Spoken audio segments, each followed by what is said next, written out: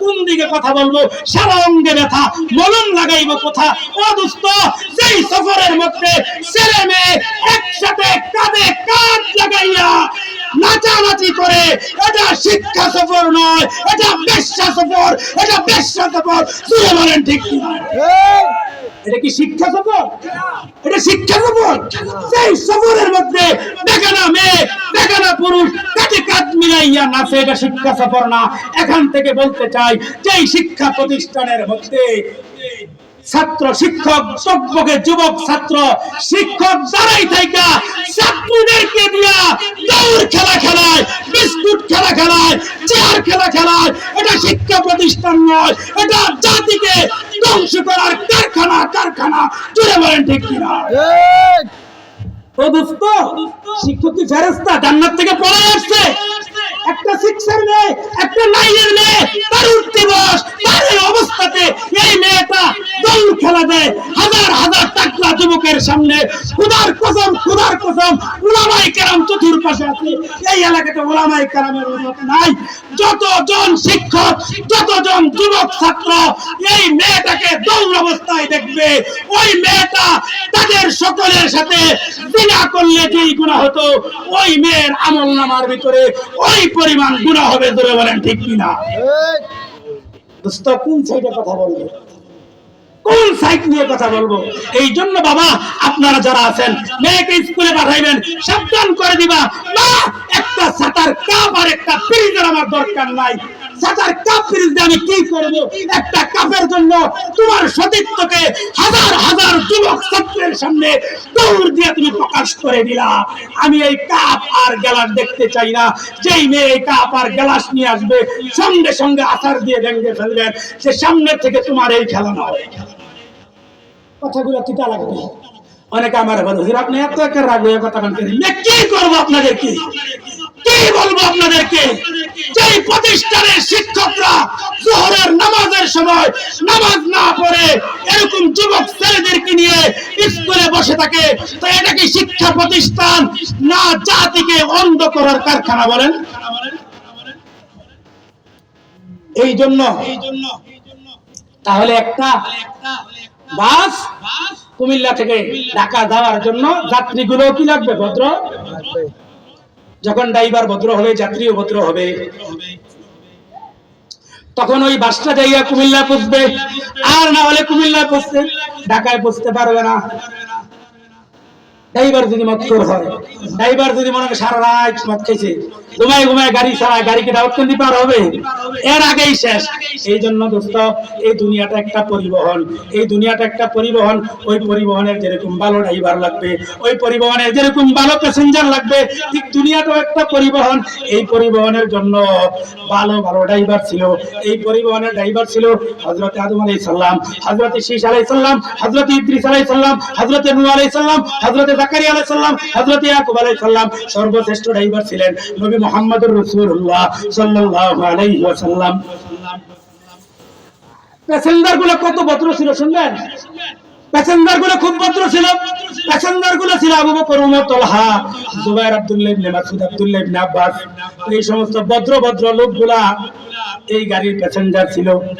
যার কারণে গাড়িটা অনেক ভালোভাবে চলতেছিল। যখন দেখবা এই দুনিয়া নামক গাড়ির স্টার্টিং এর মধ্যে এমন লোক ধরবে, কেমন লোক? আল্লাহর নবী বলেন, ইজা উসিদাল আমরু ইলা গায়রি আহলি ফান্তাযিরুস সাআহ। যখন দুনিয়া নামক এই গাড়ির স্টার্টিং এর মধ্যে এমন লোক ধরবে যার কোনো যোগ্যতা নাই। কেমন লোক? এমন লোক ধরবে যেই লোকের লেখা নাই, পড়া নাই, জিনা আছে, মদ আছে, গাঁজা আছে, ইয়াবা আছে, মন মারে, টন মারে, বিজিএফ কাট মারে, বয়স্ক ভাতা মারে, পঙ্গু ভাতা মারে, রাস্তা ব্রিজ কালবাট মাইরা খায়। একজনকে হুজুর আঙ্গ স্থানে দুইটা টয়লেট আছে, আঙ্গা হাবাড়া টয়লেট টিস্যু খাইয়া লাইছে। এরকম লোক যখন দুনিয়া নামক পরিবহনের স্টারিং এর ভিতরে ধরবে, আর প্যাসেঞ্জার গুলা যখন হবে মূর্খ, লেখা নাই, পড়া নাই, মাকিবাজ লম্পট লুচ্চা। যখন এই সমস্ত লোকগুলো প্যাসেঞ্জার হবে, তখন মনে করবা দুনিয়া নামক পরিবহনটা আর বেশি দিন সময় নাই। এই দুনিয়া নামক পরিবহনটা অল্প দিনের মধ্যেই ধ্বংসের দিকে যাবে। তাহলে আন্তারিদাল আমাতু রব্বাতাহা, এক নম্বর যে নবীজি বললেন দুনিয়ার নিয়ম শৃঙ্খলা পরিবর্তন হয়ে যাবে, অর্থাৎ বাদির ঘরে মনিব জন্মাবে। এক নম্বর ব্যাখ্যা দুনিয়ার নিয়ম কানুন পাল্টে যাবে। দুই নম্বর ব্যাখ্যা হলো দুনিয়ার সন্তানেরা পিতা মাতার সাথে বাদির মতো আচরণ করবে। কার মতো আচরণ করবে? দোস্ত, আব্বা আম্মার ওয়াজ করতে চাই আমি ডাইরেক্ট কথা বলি, বাংলা কথা, যেহেতু আমি বাঙালি আপনারও বাঙালি। আব্বা আম্মার জন্য কান্দা কাইটা কইয়া লাভ নাই। আমি একটু ডাইরেক্ট বলি, একটু ডাইরেক্ট শুনেন আব্বা আম্মার ওয়াজ। এই যুবক ভাইয়েরা, এই যুবকরা আমার থেকে একটু ডাইরেক্ট ওয়াজ শোনো। হাদিস দিয়া কান্দা কাইটা বলার এখন সময় নাই। আব্বা আম্মার ব্যাপারটা হইল ওই রকম, তুমি যেরকম তোমার পিতা মাতার সাথে আচরণ করবা, তোমার পিতা মাতা তোমার সাথে ওই, তোমার সন্তানেরাও তোমার সাথে ওই রকম আচরণ করবে। এই জন্য কবি বলেছেন কামা কাদিন উতুদান, जैसा करना वैसा वरना ना माने तू करके देख, जन्नत भी है जन्नत भी है ना माने तो मर के देख, কর্ম যেমন ফল তেমন বিশ্বাস না হয় করিয়া দেখো, জান্নাত আছে জাহান্নাম আছে বিশ্বাস না হয় মরিয়া দেখো। দোস্ত, যেমন কর্ম তেমন ফল। আব্বা আম্মার সাথে তোমার আচরণ যেমন হবে, সন্তানদের আচরণে তোমার সাথে ওই রকম হবে। এই জন্যই তো সন্তান বাপরে মুকুল লয়ে দিছে দৌড়ানি, তোরে আজকে মাইরালাম রে, দৌড়াইতে দৌড়াইতে একেবারে ওই তাল গাছের গোড়া পর্যন্ত গেছে। ওই জায়গায় যাইয়া বাবা বেরিক দিছে তাল গাছে দৌড়া। সন্তানরে কয় আব্বা তোমার পায়ে ধরি আর আগে আইসো না, আমিও তোমার দাদারে দৌড়াইতে দৌড়াইতে এই তাল গাছের গোড়ায় আনছিলাম, তুমি আর দৌড়ে আমারে বেশি নিও না। এই জন্য আব্বা আম্মার ব্যাপারটা শুধু এতটুকু মাথায় রাখবেন। ও দোস্ত, আল্লাহ রাব্বুল আলামিন দুনিয়ার মধ্যে যতগুলো আযাব দুনিয়াতে দিয়া দেয়, কিছু কিছু গুনাহের এর মধ্যে একটা গুনাহ হলো আব্বা আম্মার সাথে অসৎ আচরণের শাস্তি আল্লাহ দুনিয়াতে দিয়ে দেয়। এই জন্য কবি বলেছেন যে ব্যক্তি পিতামাতার খেদমতকে সকাল সন্ধ্যায় অভ্যাস বানিয়ে নিবে, ওই তার জন্য আল্লাহর জান্নাত অপেক্ষা করবে। এই জন্য দোস্ত আব্বা আম্মার সাথে ভালো আচরণ করবো তো ইনশাআল্লাহ। হ্যাঁ, ওই দিকে আমাদের আলামত বলতে 1 মিনিটে শেষ করে দিচ্ছি। বলতেছিল যে দুনিয়ার নিয়ম কারণ কি হয়ে যাবে, উলট পালট হয়ে যাবে।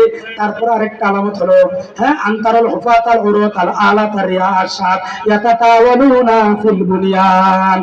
এক সময় পায়ে জুতা ছিল না, পরনে কাপড় ছিল না, নাঙ্গা পায়ে হাঁটতো, খাবার খাইতে পাইছে না, মেষ চড়াইতো, বকরি চড়াইতো। যখন দেখবা ওই সমস্ত লোকগুলা দুনিয়ার মধ্যে দালান কোঠা বানানোর জন্য প্রতিযোগিতা করবে, মনে করবা দুনিয়া নামক পরিবহনের সময় আর বেশি দিন নাই।